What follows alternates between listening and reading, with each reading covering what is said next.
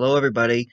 I wanted to come in and do the final video for the American Revolution series. I realize it is a day late, but then again it is the 4th of July weekend, so things have come up, as I'm sure they have with everybody. Plus I deem that no one was probably going to watch it that day anyway, just like they probably won't today, so it really probably doesn't matter.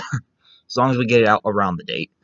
So I don't really want to do much formality here at the beginning, so let's just go ahead and get into it. And we had left off, I think, at the Declaration of Independence, but with the first half is where we're going to take up from, and we ended at the Battle of Saratoga, which was in October of 1777. Well, that winter, Washington and his men, I do remember that Washington was not the one that fought at Saratoga. That was General Horatio Gates and Benedict Arnold, so we're kind of fast-forwarding a couple months here. During the winter of 1777 to 1778, Washington and his Continental Army encamped at Valley Forge in Pennsylvania, which I'm pretty sure most of us have heard about. Valley Forge became kind of synonymous with suffering for the Continentals, as it was a brutal, brutal winter. In the middle of Pennsylvania, there was starvation. There was not enough food for the troops. The troops were very undisciplined. There was mismanagement of the army, and there was even a lack of supplies, which in turn caused other problems, and many men in the camp did not survive through the winter. Those that did actually got some benefit, as Washington used the time at Valley Forge to kind of go through his army and better drill them and prepare them for the war. And he did this mostly with the assistance of a foreign officer who had come to the Americans' aid, who was Prussian, and his name was Baron von Steuben. Steuben was a very military tactic general, and he was very much devoted to the idea that if you drill soldiers, if you train them in the season when they're supposed to not be fighting, they'll be better fighting units in the fighting months during the summer and spring and the fall. And during that winter, Steuben especially used this. Washington gave him command to do the drilling, and very commonly Steuben was emphasizing the drilling with the officers in particular and the use of firearms. He was usually teaching them how to march and how to fire a gun properly. So the following year, when 1778 dawns, we're going to get to see how this training works, and it actually turns out it works quite well. At the Battle of Monmouth on June 28th of 1778, that happened in New Jersey, Washington's army attacked the British that were, by that point, keep in mind that the year before, the British had taken Philadelphia under William Howe, and that in 1778, come spring and early summer, they were finally evacuating Philadelphia and retreating back up to New York.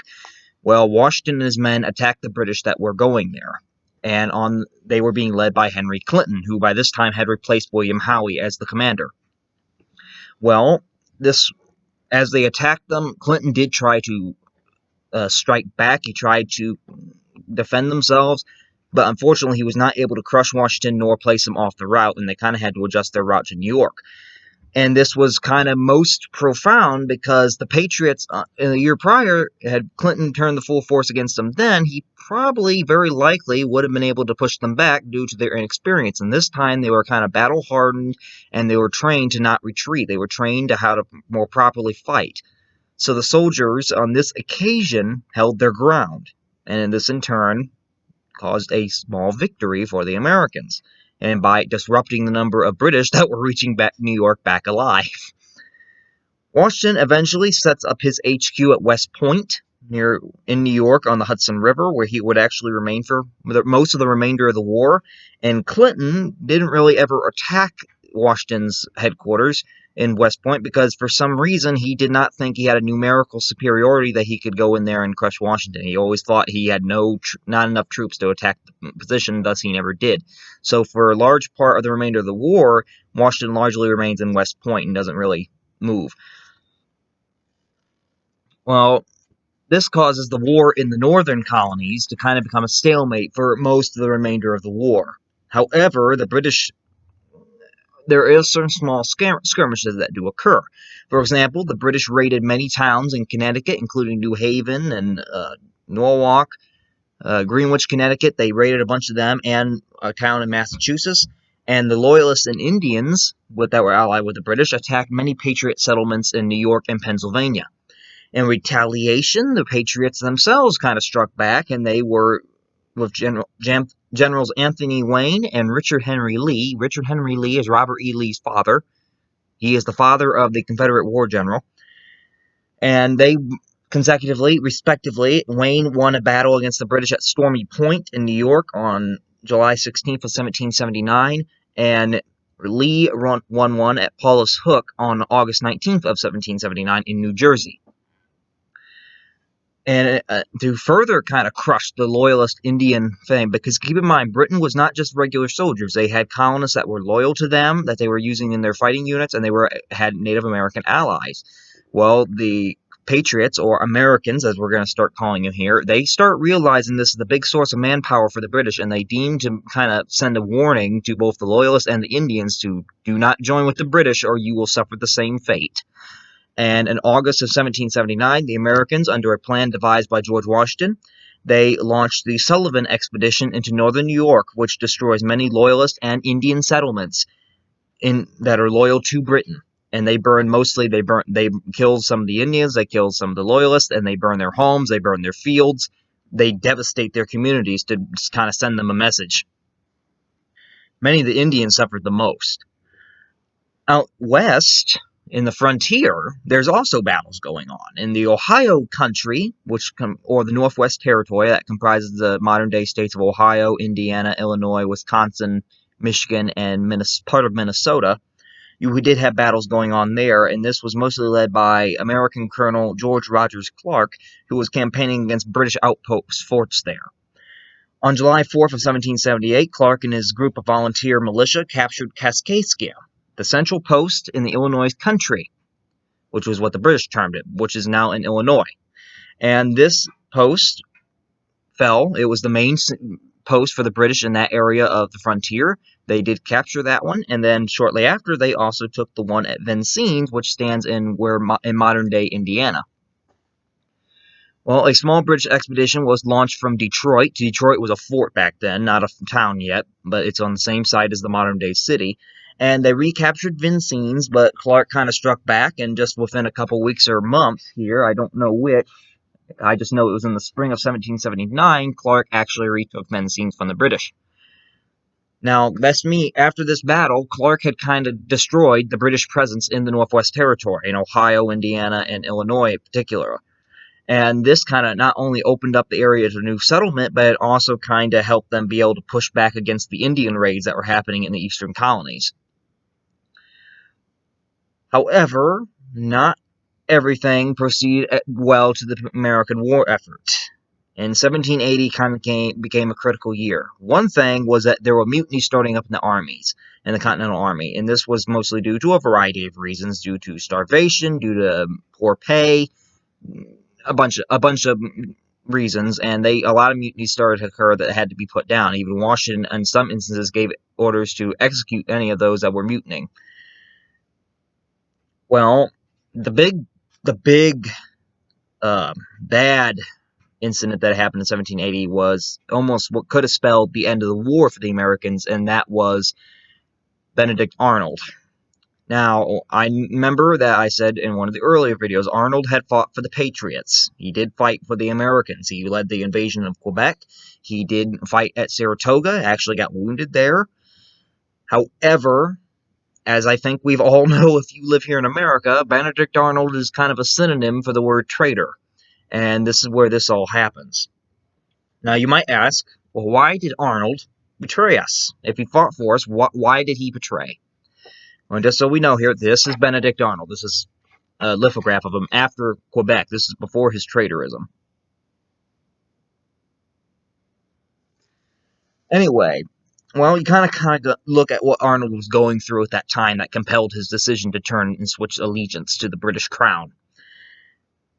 What had happened was Arnold kind of got the first few years in the American Revolution didn't exactly go all well for him personally. He was from Connecticut. He had a business there. He lost his business during the war. He lost that. He got shot twice in a leg that was already having medical problems. He had gout in one leg, and now he got shot twice in that leg. So that leg was basically almost useless. And he was becoming quite bitter due to his suffering. He was also kind of getting very distrustful and resentful of the Continental Congress, because many times where Arnold had led the invasion of Quebec, he'd done Saratoga, the Continental Congress took forever to even promote him to a major general position. Instead, during that entire time, they were constantly promoting rival generals of his or even younger generals at positions ahead of him for doing almost absolutely nothing like he had done. He felt that Congress was purposely overlooking him, that they were constantly ignoring him, and he started to become very distrustful and very resentful toward Congress for his perceived knowledge of that they're just ignoring me, they don't want me in a position of power because something about me they don't trust. After all I've done, they still don't do nothing. Well, Arnold eventually comes to believe that Congress and even George Washington himself were against him, and he begins corresponding with Henry Clinton, the British big commander-in-chief of the British Army in the colonies. And they do this through Clinton's spy chief, whose name is John Andre. Well, in 1779, Arnold actually gets court-martialed by the Continental Congress on charges of profiteering, basically that he was money that was afforded by the Continental Congress for certain campaigns. Benedict Arnold was somehow kind of reserving a small portion of that funding for himself and not using it for the campaign. Well, Arnold was eventually acquitted in this court-martial of most of his charges except for two minor ones, and that was basically that he had somehow failed to fully account for the expenditures in the 1775 Quebec invasion. And due to this, Congress told Arnold that he owed them about 21,000 pounds. I don't know exactly how much that was in money today. This is British units. And Arnold, in response to this, he resigns his military command to Philadelphia. He's furious because he's like, really? What money did I steal? And evidence has come out that we're not entirely sure Arnold really did steal any money. We really don't think he did. And this only fueled Arnold's anger and distrust further over the Continental Congress. Now, on August 3rd of 1780, Arnold was given command of West Point, which was a very critical fort and garrison up on the Hudson River. Today, it's a military school. But he was given command of it, and it controlled not only that point, but it controlled and gave control over the entire southern portion of the Hudson River that was under American control. Well, Henry Clinton was still communicating with Arnold, and he had sent his spy chief, John Andre, many times over the past year and a half to try to convince Arnold to come over to the British side, to change sides, and we'll give you an offer of reward money, and we'll even offer you pardons and stuff like that, and you can get a full commission with us. Well, he sends Andre again on August 13th with an offer of around 20,000 pounds and no indemnification losses. He would be automatically a major general in the British Army with commission. Arnold, eventually, due to his frustration with Continentals, due to his frustration with Congress, due to his frustration with the entire Patriot cause, Arnold accepts the offer. And on August 30th, and he begins kind of weakening West Point's troops, and he weakens the supplies. He starts using up supplies real quickly. He starts dispersing his troops to other areas that don't really need defensible positions to try to weaken the garrison at West Point. And this becomes evident when we discover what Arnold is planning to do as a kind of the big breakout that, oh yay, I'm British now. On September 21st, Arnold meets with Andre again, and this time he gives him plans to West Point in order to let the British go ahead and take it. If they take West Point, they split the northern New England colonies off. What Burgoyne had failed to do in 1777, Arnold would be able to do in 1780. And he gives Andre the plans to West Point, and he also gives him passes for safe passage through continental lines. However, he tells Andre, hide the plans in your boot. That way no one sees them. So if you get captured, they might not see them. Well, unfortunately, it goes wrong. Andre does get captured on September 23rd, and the captors do look in his boot, and they actually find the papers, and they realize, oh boy, Arnold is turned traitor, and he's about ready to hand West Point over to the British. And this quickly alerts the Patriot cause, and they make ample preparations to defend West Point, which kind of thwarts the whole British intention. Arnold learns of Andre's capture before the Continentals can come to arrest him, and he flees with his wife aboard a British frigate, and they kind of go up and escape West Point. In the campaign that then envelopes with the kind of failed expedition to go to and take West Point, in 1770, late 1778, after the failed expedition to kind of take West Point, the British develop a kind of plan to hit the southern colonies, which had, until this point in time had largely been spared the consequences of the war. And they thought, if we can take care of the southern colonies, maybe we can still split the colonies in two. So in January 1777, British forces land in the colony of Georgia, which is the southern one that is most south. Unfortunately, for the Patriots, this doesn't go very well, and within a month, by the end of January 1779, the British have basically conquered and taken Georgia, including Savannah, which was the big city down there at that time. Atlanta was not there yet.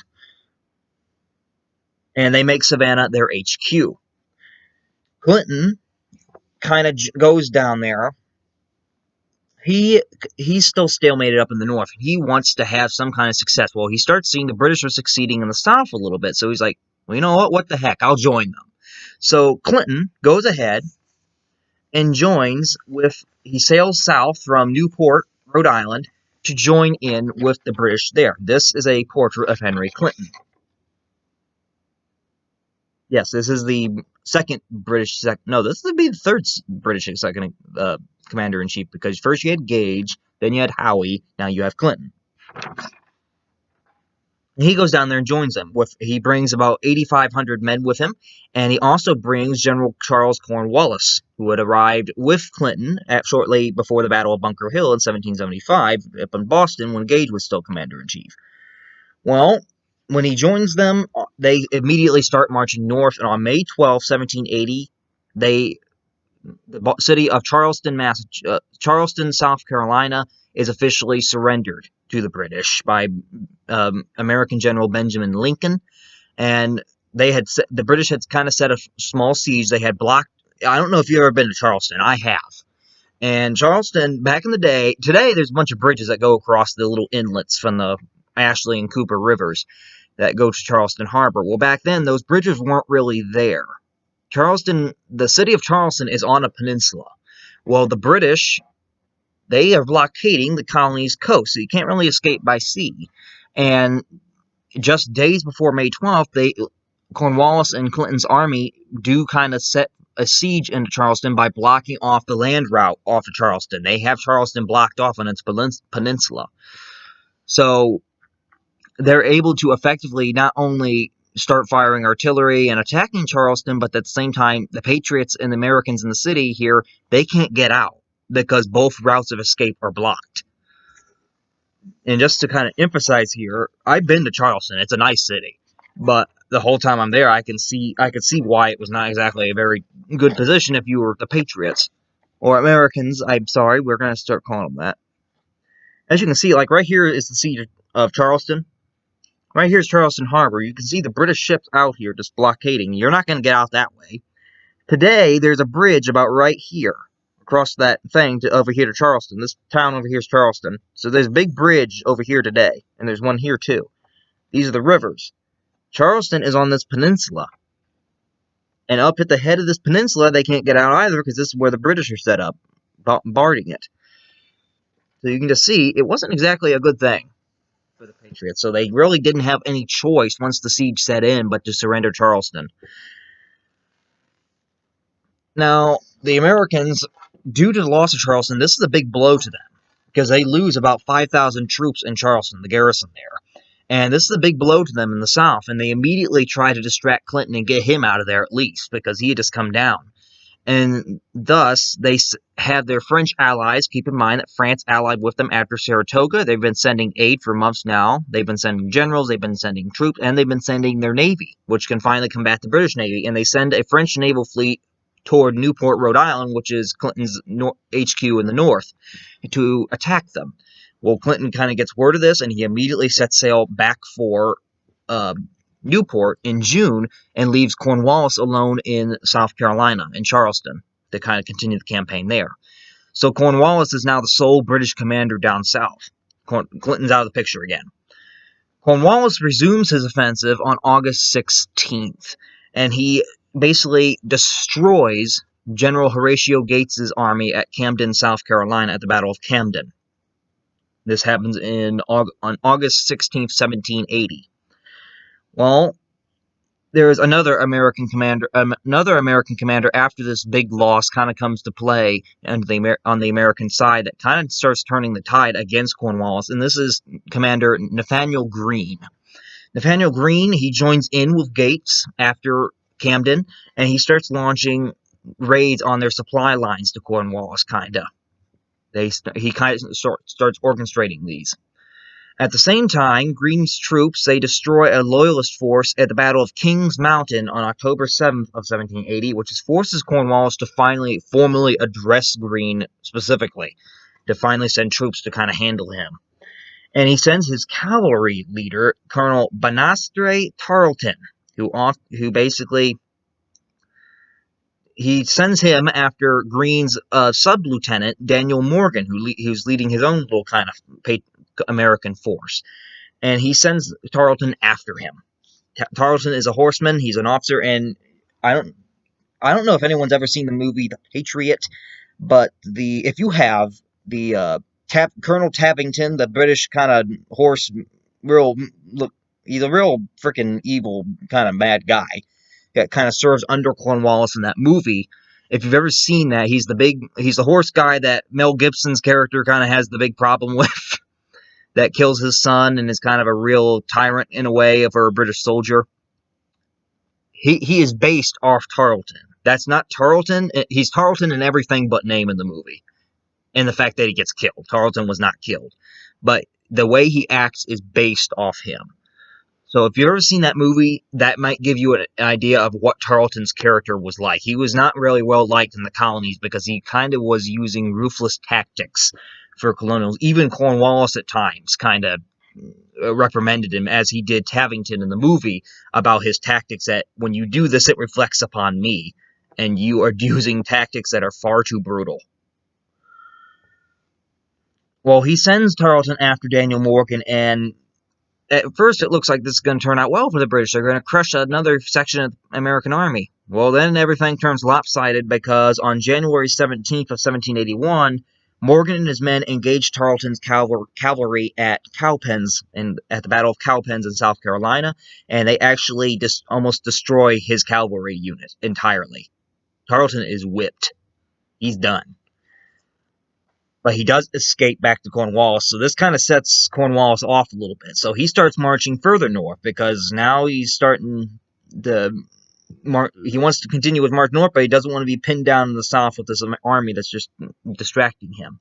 So on March 15th, they engage another band of Americans under Nathaniel Greene at Guilford Courthouse in North Carolina.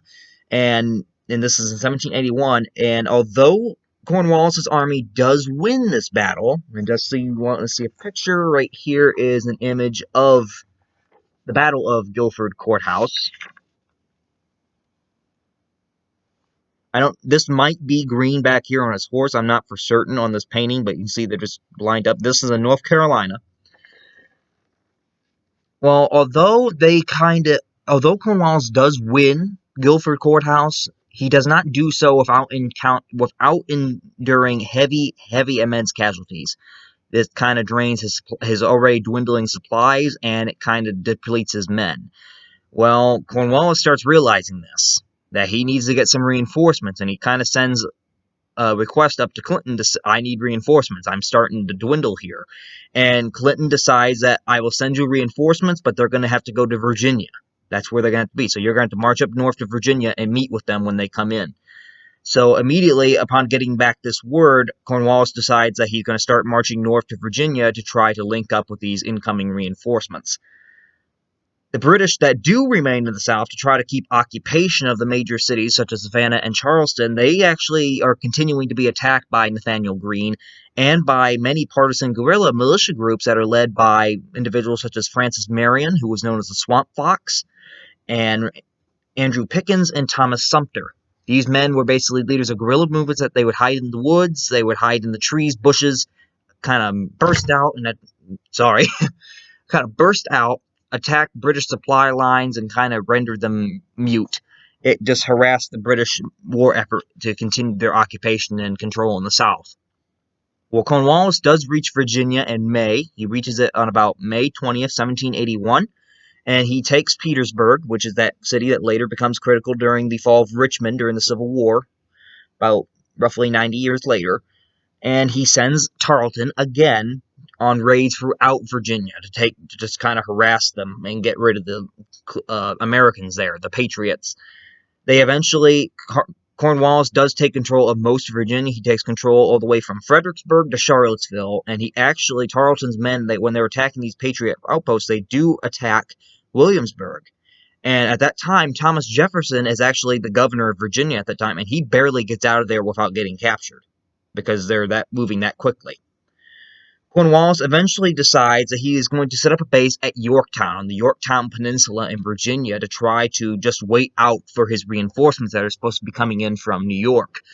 Well, this kind of starts spelling the end for the British war effort, because this at the same time when he's encamping at Yorktown, he's starting to engage American troops under Anthony Wayne, Baron von Steuben, and Washington's second-in-command, Marquis de Lafayette, which was a French he was a French soldier that had come to the colonies to help the Americans, and he kind of served as Washington's second-in-command of sorts. He was a very, very influential guy with Washington. He was a very kind guy. Now, Washington and the French general Rochambeau, they get word that Cornwallis is encamping at Yorktown. And they start kind of strategizing a plan to kind of trap Cornwallis there and prevent him from escaping. That way they can make him surrender. And in mid-September, Washington and his army of Americans and French over Rochambeau, they place Yorktown under siege by the land. This is on a peninsula, just like Charleston. So they block off the exit point on the peninsula. You got your back to the sea.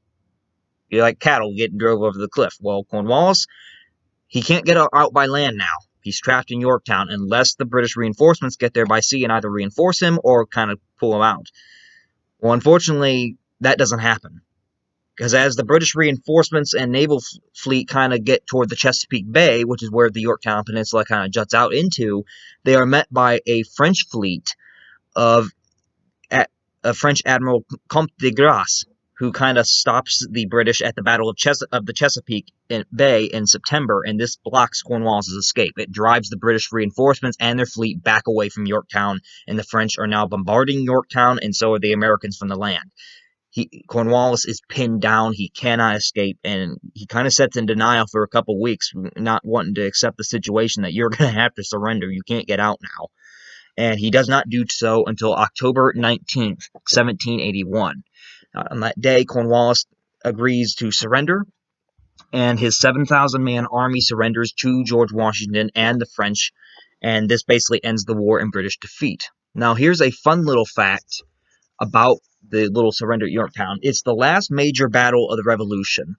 However, Cornwallis held himself to such a high honor that the common thing when you surrendered back then was the commanding general or officer would surrender his sword to the general of the opposing army.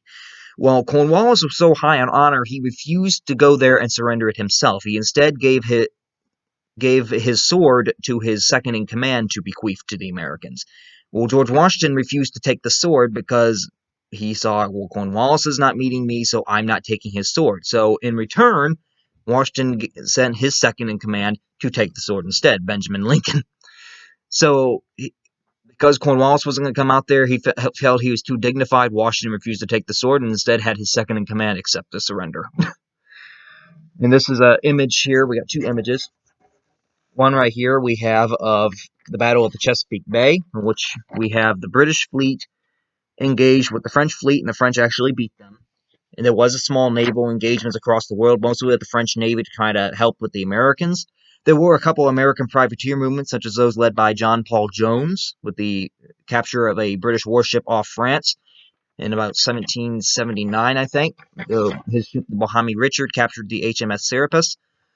But mostly it was the French Navy that did a lot of the naval fighting, because the Continental Navy was pretty small compared to most of the European nations. It wasn't really going to be able to do much other than harass their shipping. And here we have the very famous painting of the surrender of Yorktown, where this is not Cornwallis, this is his second in command, handing over the sword to Washington's second in command. And over here on his horse in the back, there's Washington on his brown horse, who's just kind of watching. Over here you have the Americans, over here you have the French, and then the British are kind of marching in a line through the two armies. So that basically, we come to the end of the revolution. Now we must discuss peace. Because by 1781, Britain's government it's growing tired of the war. It's kind of accepting, after Yorktown, after Cornwallis' surrender, that's twice that the Americans have now beat a 6,000 or more army. And the British government kind of starts to finally realize, we're done. We can't win this. This is going to go on forever if we continue, and it's driving up everything. It was proving very costly to Britain. It was hurting British merchants because of the American privateers and the French blockades. And by that time, Britain had other nations that were joining in with the Americans. Not only France, but you had Spain and the Netherlands were also kind of aiding them in the war, and they were all allied against Britain. They'd even gained control of the British Channel, and this is like the major waterway between France and Britain, which is usually under British control. And Britain just kind of deemed, it's getting too costly. We need to end this now because we can't afford to do this anymore. If they want to be independent, let them. If they want it so badly, let them have it. We can't just keep wasting resources on a war that is obviously not going to be won. So what happens, and also the fact they did accept, it was impossible to continue because the British naval and land forces, they were becoming too thin. They were becoming too stretched out to effectively mount the resistance, while the Americans, on the other hand, were growing stronger by the day. And this kind of resigns Parliament to end the war.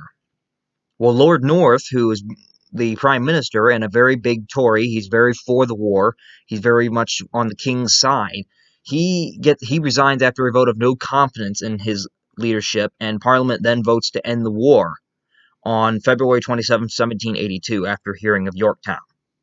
Now, although Parliament has decided to end the war, they do face some vocal criticism from King George III. King George III, he's not in any way willing to accept the American colonies as independent. He actually wants the war to continue, but Parliament really holds the power here on this situation, so it goes on anyway without the King's consent. And later on in the years to come, when the Americans would start kind of establish foreign relations with Britain, trying to mend their relations with the country, when John Adams eventually, he got to be the first American diplomat to meet with King George III.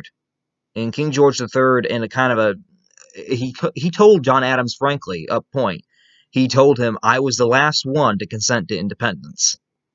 I truly was. I was the last one to want to consent to it. But he also made the statement, Adams, years later, that he may have been the last one to consent to independence, but he said that he is more than willing to be the first one to offer the United States his hand in friendship.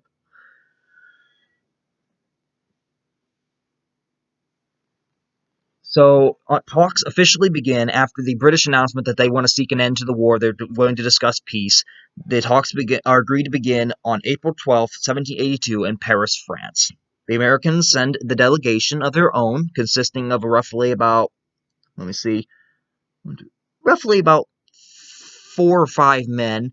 You have John Jay, Benjamin Franklin, and John Adams. Henry Lawrence was one, but he kind of arrived a little too late in the process to really have much of an impact.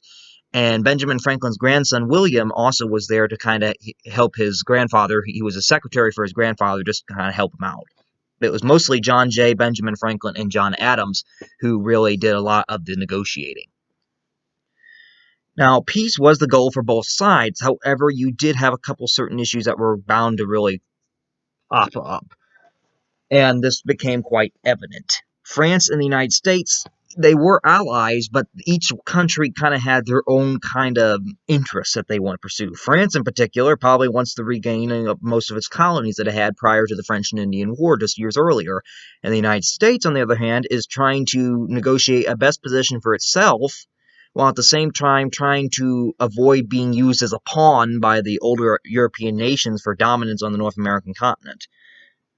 Spain also was kind of a thorny issue because although Spain had joined in with the war, it had never really formally allied with the United States, but it was allied with France. Thus, they weren't exactly obligated to agree with the Americans on everything. And they had their own territories in North America they wanted to worry about. They had territories that were west of the Mississippi, and they had Florida. Well, not Florida, no. No, they did not have Florida, but they had the territories west of the Mississippi. They were worried about American expansion just as much as Britain was. And the British, on the other hand, sent their representatives David Hartley and Richard Oswald, if I'm looking up right. Britain was, in turn, they were willing to recognize the United States as a new nation. They were willing to do that. But they also wanted to not, they didn't want to give away all their colonies either. They did want to retain certain territories. They wanted to retain Canada, for instance. They wanted to keep the Caribbean. They wanted to keep India and Asia, which France had kind of laid siege to during the war. So it kind of obstructs talks a little bit. So the United States really makes the first move, and they declare that in order, they want a preliminary term set for the talks to even really start, and they issue to Britain that in order for talks to formally begin, Britain must formally recognize the United States as a formal independent sovereign nation. If you want to talk, you got to recognize us first. Well, Britain is more than willing to do this, and they do accept this. They recognize the United States before the talks begin, but they also refuse the American demand that then comes subsequently out of their mouths, mostly out of Benjamin Franklin's, that the British hand over Canada to the United States as war reparations. The British refuse this because they don't agree with that part. And this kind of threatened to kind of obstructure the talks with Britain until John Adams on the American delegation kind of convinces John Jay and Benjamin Franklin to kind of drop that demand, because Adams kind of saw that the United States is a new nation. It's young, it's new, it's untested. It's very weak compared to the older European powers. It's just coming into existence. So he kind of sees that it may be beneficial for the United States to eventually reconcile with its former colonial master here and not go off on such a bad term with the nation. So he kind of deems, let them have Canada. We only launched one invasion of it. It wasn't really a theater of the war. Let them have it, because we don't want to damage our relation with Britain to the point that we can never establish a peaceful relationship with them. So he eventually kind of convinced them to drop that point. Eventually, they kind of get 3 issues solved. The Americans are granted fishing rights to islands that are off Newfoundland and Nova Scotia and Canada. This is mostly for the benefit of New England fisheries, since they depended a lot on the sea for their trade and food. Compensation would be... Britain demanded that the United States give compensation for the loyalists who either would have to move out of the country or had lost property or family during the war. And they had made this a very big talking point that they wanted to make sure the United States paid this compensation to their loyalists.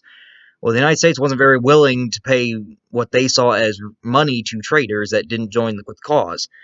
So eventually, through a lot of negotiating and haggling, the United States delegation kind of talks it down to a mere little, yeah, we promise we'll do it.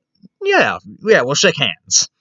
And it never really happens. The United States never really pays any loyalist any money, barely any. So it was more that they got Britain to talk it down to the point that, well, we'll shake your hand on it, we'll say yeah, even though we're not really. And that kind of ends that little bit of fight right there. Then comes the topic of borders. What lands will the United States have as it starts out?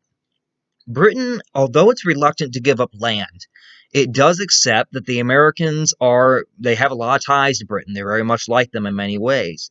And so they agree that they would rather have the United States gain certain lands than they would France or Spain. And so they kind of agree to give the United States a good helping of land to start out with. The United States is granted all the land that was British territory that is south of Canada, but north of Florida, and up to west from the eastern seaboard. They are giving all the land that is east of the Mississippi River, that is north of Florida and south of Canada. All that land is the United States, including the Ohio Country and Northwest Territory, which had long been fought over by all the European powers. Britain also decided that it would return Florida to Spain, but it was under Spain had the misconception that Florida would be returned to the pre-1763 borders, and this kind of ran in direct contradiction, led to disputed border claims between Spain and the United States, which wouldn't be solved until 1819 with the Adams-Onis Treaty, which would, I think, purchase Florida from Spain. The United States would purchase it. So it led to a couple disputes for years over the official border of the United States with Spanish Florida. But Britain decides we'll hand Florida back to Spain, and we will give the United States the rest of that little territory that's south of Canada. That's not Florida. That is east of the Mississippi. That also kind of leads to a small thing with Spain. Spain doesn't very much like the United States is now right on its border, but they really can't do much. On November 30th, the initial treaty terms are signed, and Congress followed with its approval on April 15th of 1783.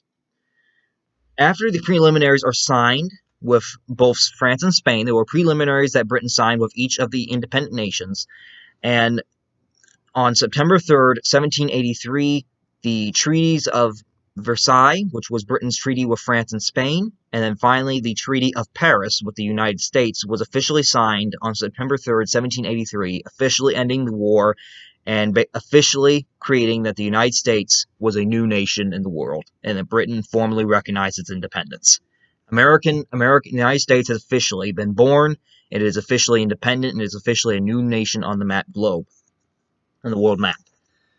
Right here we have a very odd painting. This was a painting that was done at the signing of the treaty in Paris.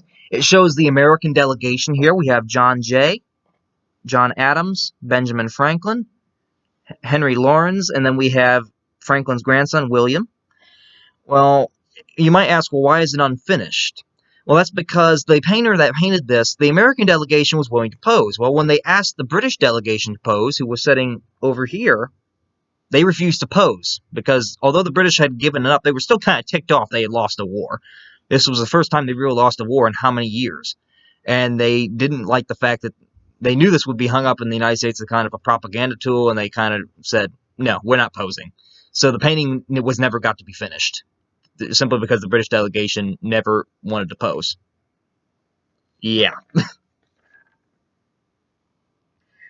And also in 1783, after the signing in September, Britain finally withdraws its remaining troops from the territories in the United States, with the final troops being removed from New York City in October of 1783. And after that, there was a big victory parade through New York City, celebrating the withdrawal of the British troops that was led by George Washington and the Continental Army, as you can see here.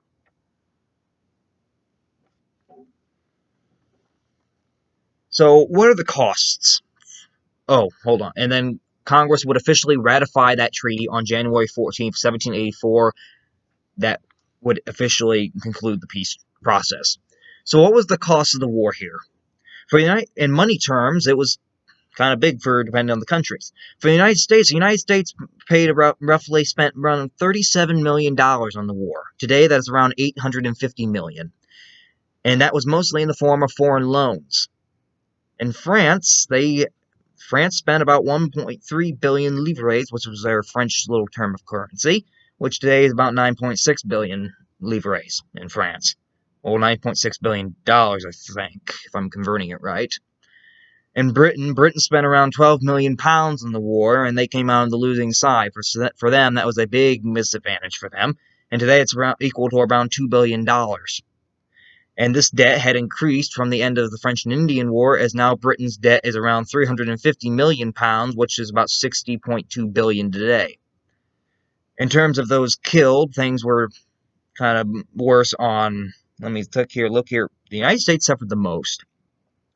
We'll go with the least one first. So France in particular suffered around... They had about 13,000 Frenchmen that served on the side of the United States during the war, and roughly 2,000 Frenchmen were killed during that war. Britain, on the other hand, had about 50,000 soldiers that they had in the colonies that served.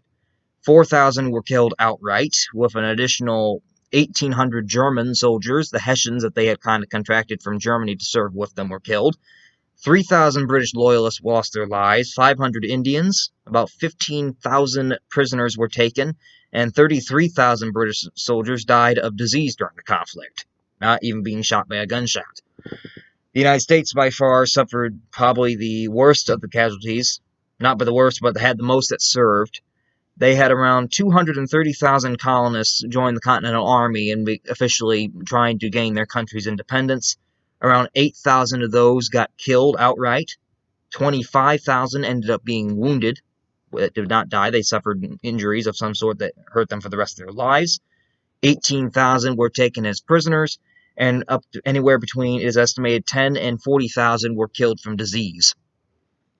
So these are the official kind of tally up marks for the cost of the war on both human and financial terms. So that concludes our video here today, and it also concludes our American Revolution series. We've covered from the beginnings of how the colonials kind of uprose and their, how should I say this, grievances with Britain, how they brought it to a revolution, how they officially went about declaring a new nation conceived in liberty with equality for all, and how they eventually did win that war against what at the time was considered the world's greatest world power. So it really is a testament to the American people that early on, when they were born, they were able to be one of the biggest and most powerful nations in the world with nothing more than a small army. So it really is a testament to the resolve and will and strength of the American people. So I understand it's still the July 4th weekend. I know that July 4th was yesterday, but again, happy Independence Day to not only all of you, happy Independence Weekend to all of you, but happy independence, even though it's belated, to America itself. As we have proven over hundreds of years that why we're here. In my opinion, I think that the United States was created by God. I think it was part of His will and right that He wanted it to be born for certain reasons. There's been some that are controversial, but most have been good, such as our support for Israel today. So it's really been it's been the American success story. It really has. The revolution was formed and happened, and people didn't know what was going to happen with the nation, and here we are 244 years later, we're still going strong. So in honor of that revolution, I think we're all proud to be Americans. We all are, no matter who we are, no matter where we come from, no matter what race, ethnic diversity, what religion we are. We are all Americans, and we're all proud, or should be proud to be so, and honor those who sacrificed so much for this nation over the years. So that concludes our series here today. I think I'm going to probably, for this week only, I'm going to take a small break from the videos, I think. I've done quite a few in the past weeks. I just need some time to maybe gather myself and think where I want to go next with the channel here. So we're going to have new videos starting next week. I will not have any new videos posted this coming week. If you should have any recommendations, though, feel more than free to get them to me, as I'm open once again to doing them as we go into just our normal string of videos here starting next week. So feel free to get them to me. Subscribe, like the video, subscribe to the channel, all that good stuff if you should choose to. Leave any comments in the comments section below, as always. So on that note, we end this video and the American Revolution series. May God bless not only all of you for watching this video, for supporting this channel, and for supporting your country, but may God continue to bless America and all of its people through the many years, centuries to come as it continues to prosper.